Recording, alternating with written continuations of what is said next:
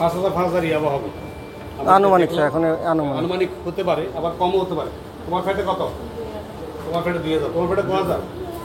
হ্যাঁ, এদিকে কথা বলো, এদিকে কথা বলো। ঘুরে দাঁড়াও, সুন্দর করে এই এক কথা একদম বলো। তোমার ফ্যাটে কয় হাজার? জোরে বলো। 2। তোমার ফ্যাটে কত? জোরে বলো। তো তোমরা এই মাল নিয়ে কোথায় যাচ্ছিলে? এইদিকে তাকাও। তোমরা কই যাচ্ছিলা? হ্যাঁ, কেরিং এর কোথায়? ঢাকা। কতবার গেছো তোমরা?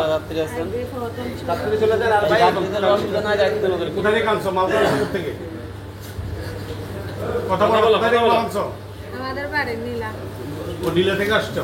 তোমার বাড়িও নীলা? তোমরা দুজন কি বোন? এই পর্যন্ত কতবার গেছো ঢাকাতে মাল নিয়ে? যাই না, একবারে যাই না। এই প্রথম গেলা, প্রথমেই ধরা পড়লাম?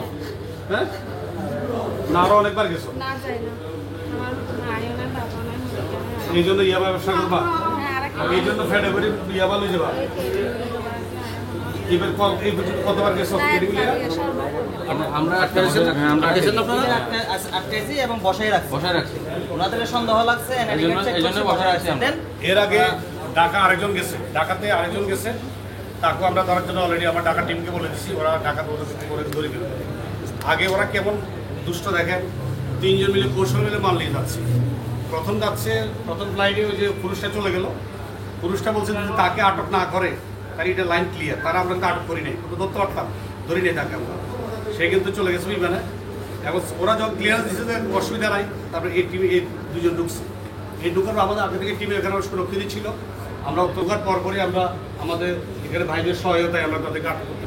তো আমরা এখন তাকে, আপনারা দেখেছেন সকলে, এখানে সাক্ষী আছেন, আমরা এখন সিরিয়ালিস্ট করবো। সিরিয়ালিস্ট করে আমরা তাকে আইনের আওতায় নিয়ে তাদের বিরুদ্ধে এখানে মাদক নিয়ন্ত্রণ আইন অনুযায়ী তাদের বিরুদ্ধে স্পেসিফিক আইনে মামলা হবে।